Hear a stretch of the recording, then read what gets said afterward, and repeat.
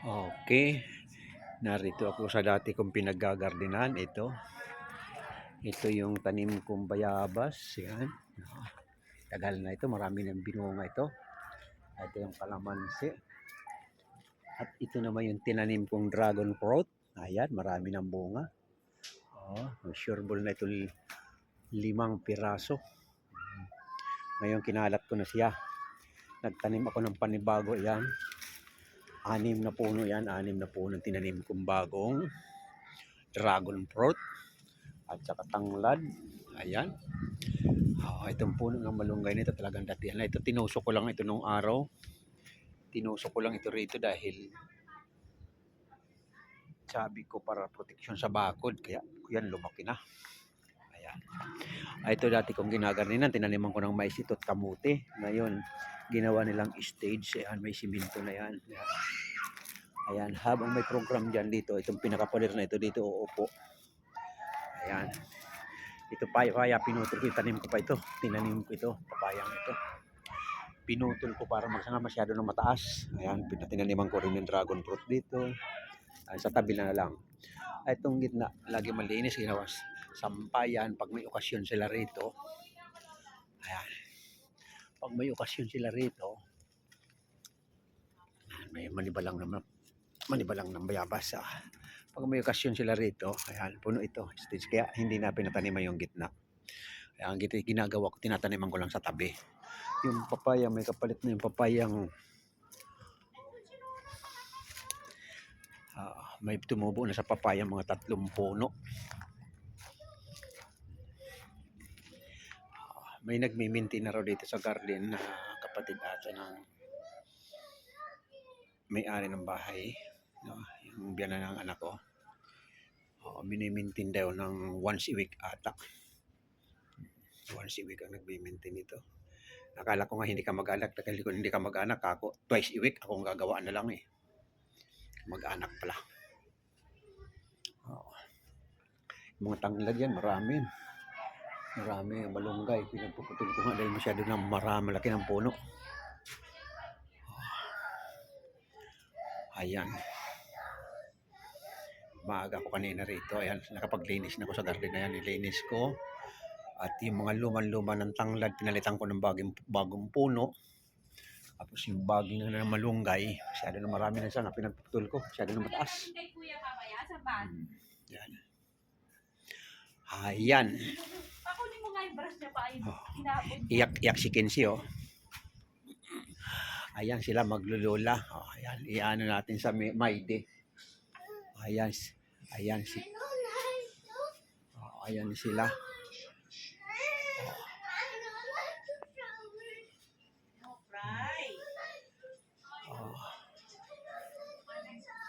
Ayan. Good morning. Good morning sa ating mga taga-subaybay. Nandito naman tayo sa ating kusina. Kailangan kusina ko ngayon sa isang nandito sa bahay ng anak ko, birthday niya. Birthday ng anak ko si Lani. Kaya ako'y punta rito para ipagulong siya. Kaya lang ang handa namin puro kami na isipon. Bawal sa amin ngayon mga kami, lalo-lalo na ako. Bawal na rin sa amin maraming baboy. Halos lahat ng karne manok na lang ata nakakain namin ang kami. Kaya ang handa ko ngayon ay puro sipon. Yayang bangus. Ping tuna. Gagawin ko sa ping tuna ay steak. Dito sa bangus, yung pinaka-champo ko dito, sasama ko sa steak. Tapos yung katawan, gagawin ko fried. Itong giant pusit, 2 luto yung gagawin ko. Gagawa ko ng calamares at adobo naman yung ulo at palik.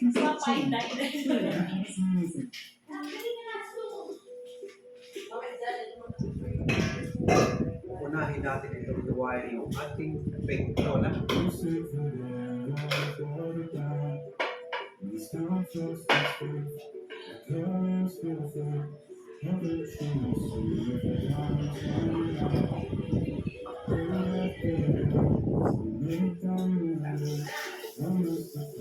Halos 100 grams ang isang liwa.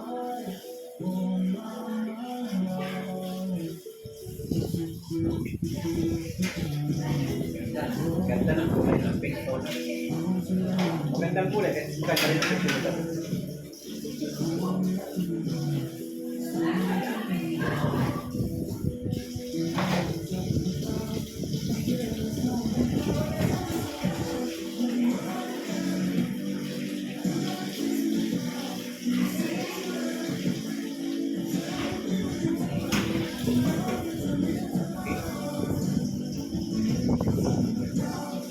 Dalawa tayong anim na iwa.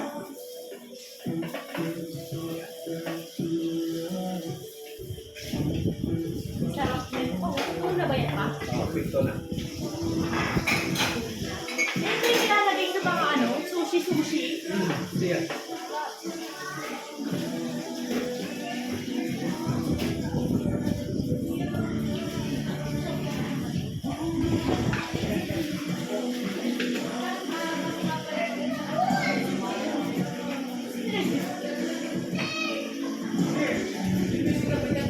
Olive oil.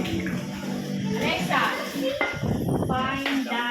Alexa, play fine dining song.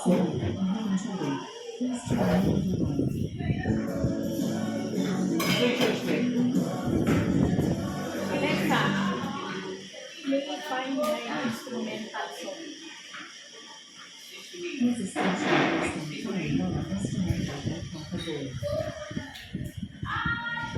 Oh, is soy sauce.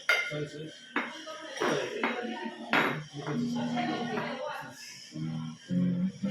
Ito naman yung piniplay ni Alexa.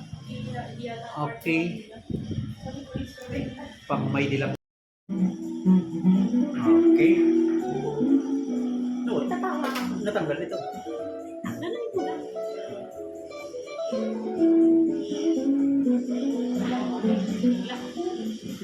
Ayos mo.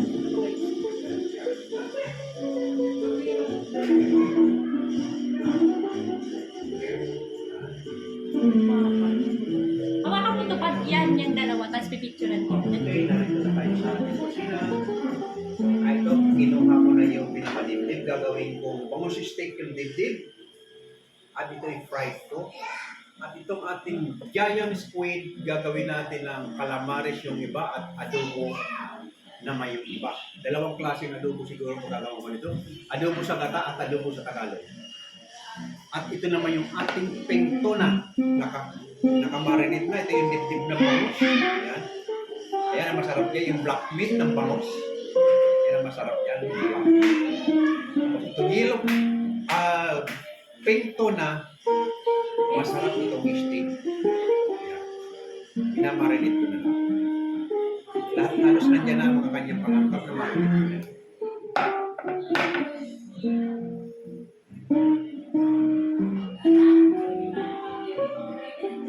May narito ko sa bahay ng anak ko, si Lani kasi birthday niya ngayon. Wala siyang planong maghanda, kaya lang naisipan ko wala ka kung gagawin, malalaw ko dahil araw lang ng birthday niya. Inalaw ko. Kaya ito, nagpaluto na rin ng puro sipo dito kasi bawal lahat sa aming karne. Kami mag-asawa, bawal na sa amin ang karne. Lalo-lalo ng karne baboy. Kaya ang pinamaligid nila puro sipo. Para iwas tayo kanila.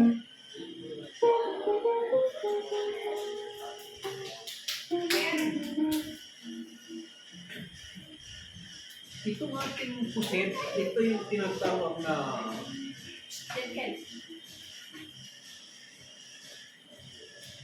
kung sa Tagalog ito tinatawag na squid na kalawangin, pusit na kalawangin.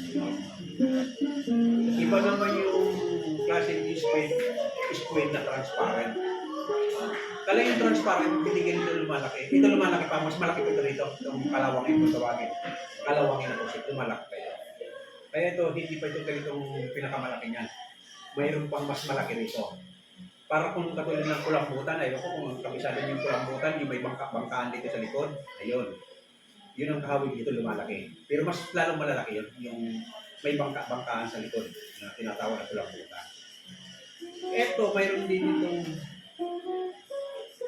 laman sa loob, yung tinta, at saka yung pinakataba niya, yun ang masarap sa pag-adobo dito. Pero itong kalamanan, gagawin kong calamari. Kakalan mo natin.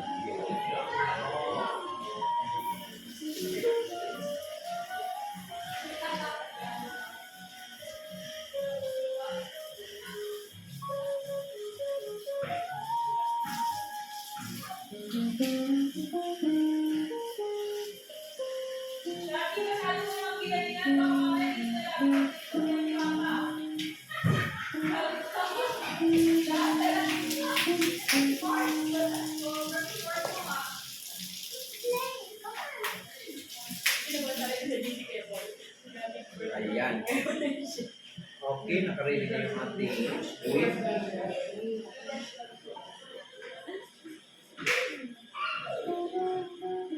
Kasi itong ulo masyadong malaki.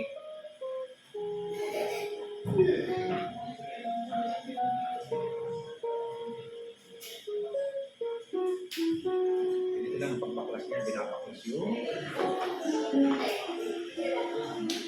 Itong palikpik kasi hindi mo magawa ito ng calamares. Pwede ng calamares, kailangan hindi matigas ito. Kaya kailangan paguluan. Tama sa adobo.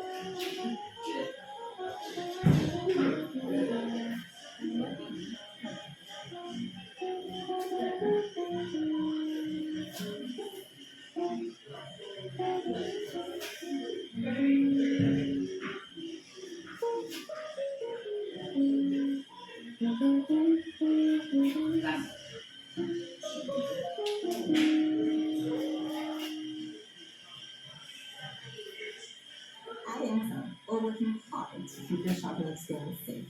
Sellers in our store complete a thorough verification process with business credentials, cross-reference against global databases, third-party, and government registries. Advanced Ito. Sinalang na natin yung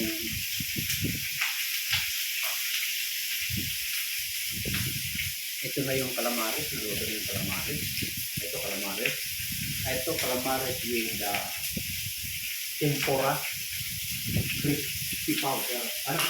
Tempura powder. Ginamit ko lang tempura powder.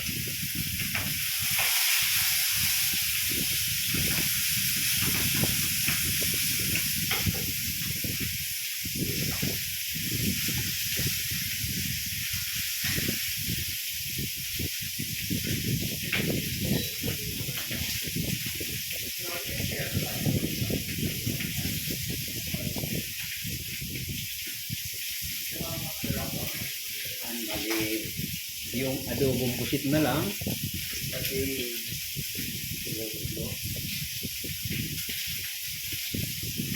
apat na putahe lang pala nito. Tatlong putahe lang pala nito. Ito na lang with adobo, yung mga galamay, rikpik, at saka yung bangus ng steak, at saka itong katawan ng bangus ginawa kong parang dahil na bangus ng timplada nito. Lagyan ko suka para malasa. Suka at bawang. Kasi kinuha ko yung katawan. Kinuha ko yung siyang gawan. Masarap kasi yung katawan nito gawin bangus.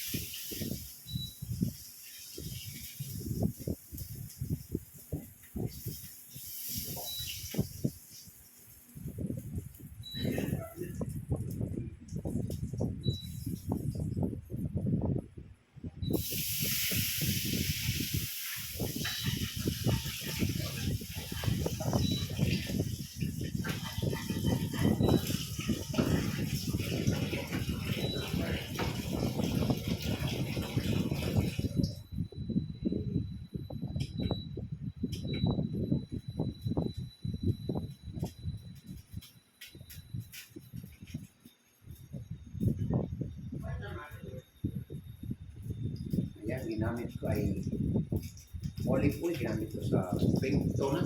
Okay.